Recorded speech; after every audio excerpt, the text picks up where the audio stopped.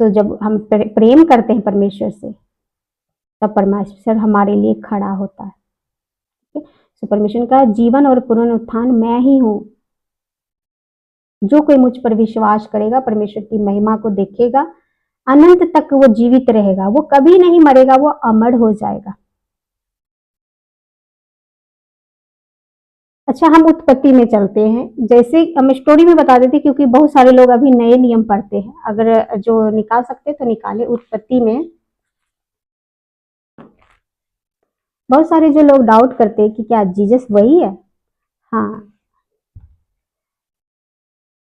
आदम और हवा की स्टोरी सबको पता है, जो उत्पत्ति पढ़ चुके हैं, या जो नहीं पढ़ते हैं, जरूर मैं ये सजेशन दूंगी कि बाइबल पुराने नियम की सारी किताब ना पढ़े, लेकिन उत्पत्ति का कुछ चैप्टर थोड़ा सा पढ़ ले 9-10 तक, ताकि आपको शुरू से धरती पर क्या हुआ वो समझ में आएगा। जीसस हर एक बात में साबित करता है। ये बाइबल जितना दिखता है ना, उतना नहीं है, उतना ही नहीं है। ये बाइबल जस्ट आपको तो समझिए कि एग्जाम्पल दिया गया है। बाइबल कितना बड़ा है आप उसको सोच भी नहीं सकते। ये देखिए मेरे पास ये बाइबल है, ये बाइबल है। जब आप इस जो चीज गहराई में होती है ना, उसको जब इसमें आप छानोगे तो पता चलता है कि ये भी मेरी बाइबल कंप्लीट नहीं है, इससे भी बड़ी बाइबल है।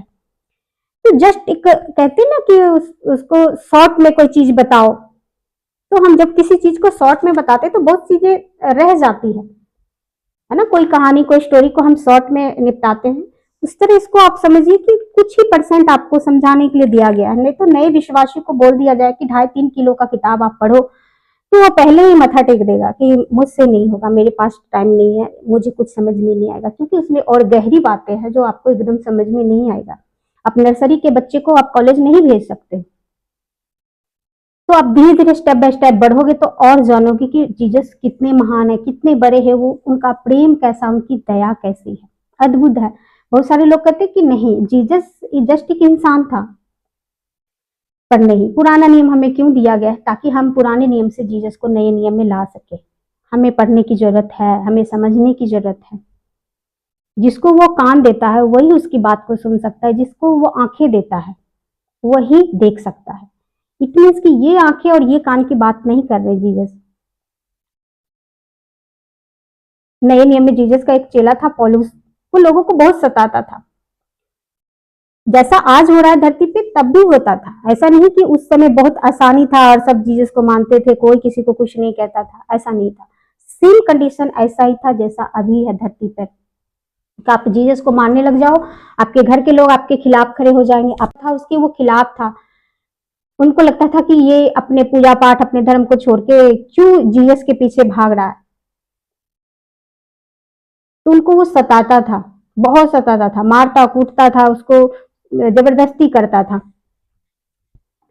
लेकिन जीसस ने एक दिन उसकी आंखें खोल दी कि क्यों तू मुझे सताता है। तो उसने कहा आप कौन हैं?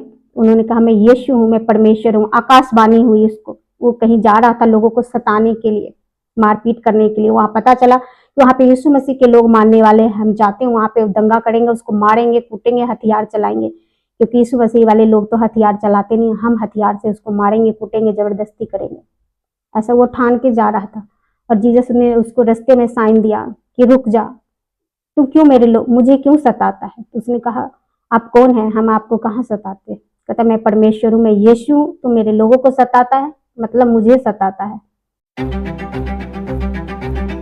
आप हमारे चैनल को लाइक करें, शेयर करें और सब्सक्राइब करें, और ऐसे और वीडियोस देखने के लिए और परमेश्वर के वचनों को जानने के लिए बेल आइकॉन को दबाएं।